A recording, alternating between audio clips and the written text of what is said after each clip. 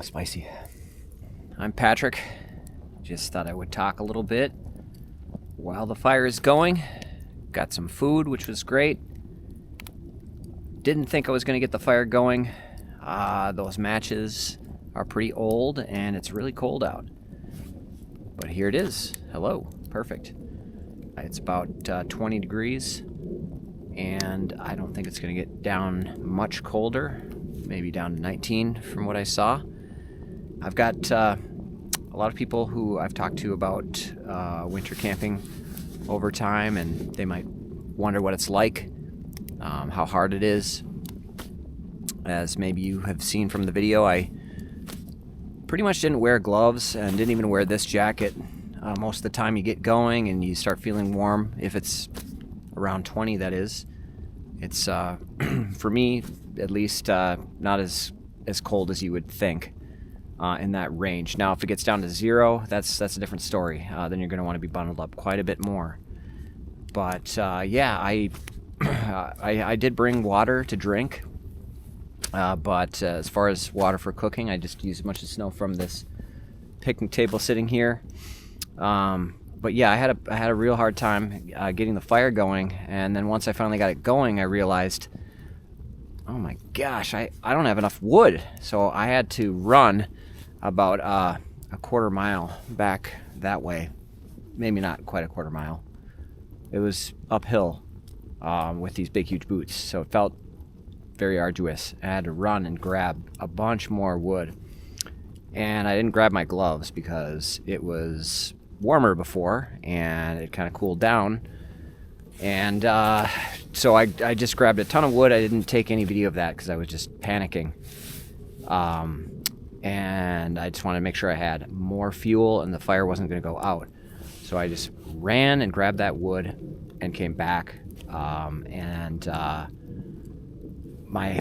hands got super cold because I didn't have gloves. Because, you know, it's kind of different if you're holding the wood and, you know, maybe it's cutting off some circulation. But all my hands were cold and numb. So probably should just kept my gloves on me at all time. Even though I feel fine and I felt fine the rest of the time after my hands warmed back up, that was really cold. I wasn't really worried about frostbite because I've had that happen before. I'll go and it's below 0 without gloves sometimes, and for quite a while, and I'm fine. So I wasn't super worried, but it was just stung. And getting the fire going was really, really nice. Felt really awesome. I did not think I was going to be able to get it going. Those matches were just so smoky and old. I had some rain matches or storm matches. Those really thick, long ones, and then just regular matches. And the regular matches were just garbage. And the long, thick storm matches, they just kind of smoked right up. But they barely started some of those threads and fibers that I was able to pull apart from the wood. And then I just realized, well, why don't I just throw the box of crappy matches in there and use the storm matches to light the crappy matches, and that worked. That worked really well and got the rest of the flame going. And this is really dry wood. It's from a scrap wood pile. I'm in a park, obviously, but there's no one around. I'm the only camper here, and because it's winter and people just don't winter camp. So I'm really in the middle of, you know, a couple miles that way, or maybe a mile that way. We've got a river on the other side. Maybe I can show tomorrow morning. And I am just super isolated right now. Nobody around. But they have this preset wood pile, and I don't want to gather wood, you know, because that's not really cool. It's a state park. But yeah, I just had to go run back and grab wood from that pile. And it's very nice and dry because it's kind of just sat there the whole summer, and then it's got a blanket of snow over it, but it's just sitting there in the dry winter. So it's cold, and starting a fire in the cold is quite a bit different because you really got to get that fuel going and really got to be patient with it. It's super slow, but it was really dry. I think it'd be worse if it were 30 degrees or if it were 40 degrees. I think everything would be wet, and I think it'd be way harder to get things going rather than at 20 degrees or 10 or even 0. Well, 0 gets harder in the other direction, but 20 is just the perfect winter camping temperature. You might have seen a bunch of YouTube videos that say, oh, I'm camping at negative 40, negative 90, whatever. I have camped in many different cold temperatures, ranges down to negative 10. I've been outside and doing stuff in negative 20.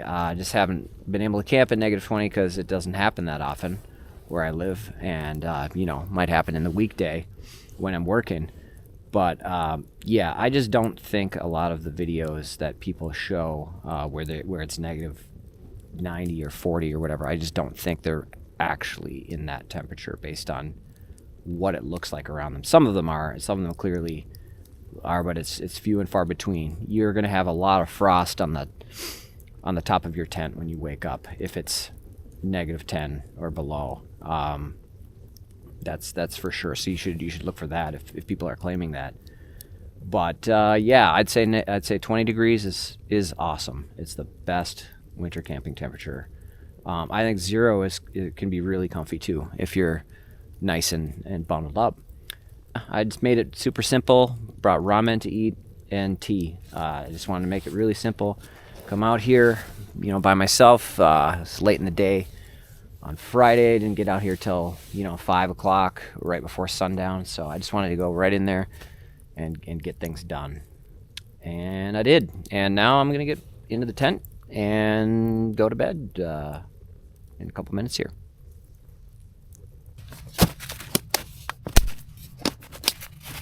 All right, well, I'm all settled in for the night. Got my super warm sleeping bag. In the past, I've used 2 sleeping bags. So this is really the first time I've been able to use this one with very cold weather. And it's a negative 40 sleeping bag. It was not cheap because I wanted to just improve my comfort, make it more convenient. I'd say 2 sleeping bags can be very, very warm. I just have a kind of a simple pad.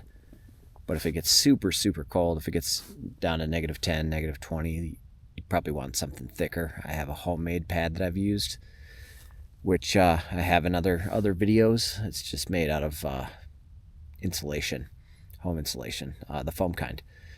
But anyway, yep, I guess I'm heading off to sleep, so we'll see you in the morning. Okay, it's about 6 a.m. and slept pretty well from midnight to about now, about 6 a.m. The first couple hours, or 2.5 hours, I went into the sleeping bag with just a thin layer just to see how that would do, and it was just too cold. It was too drafty.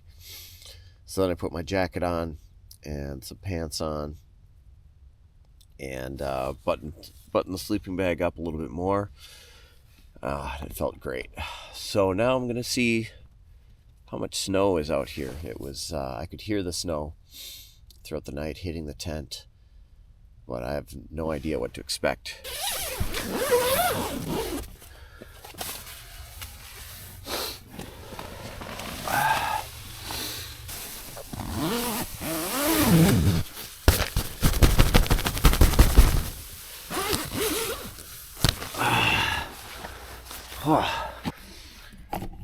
Well, not a ton. Not as much as I would have thought. Picnic table, where I had completely cleared off last night, so... Oh, it's so fluffy though. It's super fluffy. But it's just not the foot or whatever that I expected to see. But it's still coming down.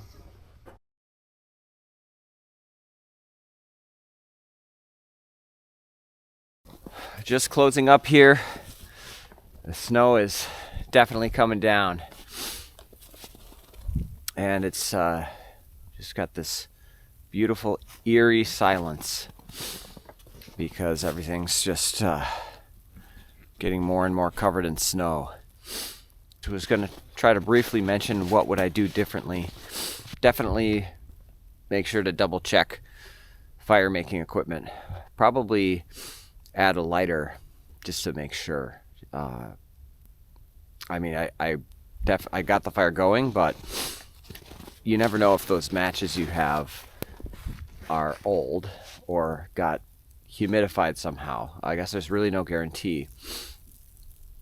You probably need to buy new matches every year, and you should probably bring a lighter because fire's really nice to have on a winter camping trip.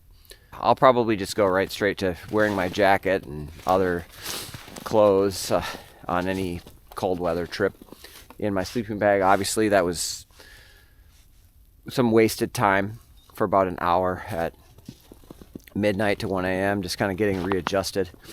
I made this axe holster, and I use this to carry the axe around. I'm very happy with this. I'll have to make a different video about it or some shorts about how it was made, but it basically attached right to my belt and made it so it's very easy to pull the axe out and put it back in. That's another consideration I thought about for winter camping, because you end up needing so much wood. I'm thinking more for up north and places where you're actually harvesting dead wood from the state forest or whatever. But it was good here too, and it stuck together. It didn't break or anything, so I'm going to keep using this in future trips.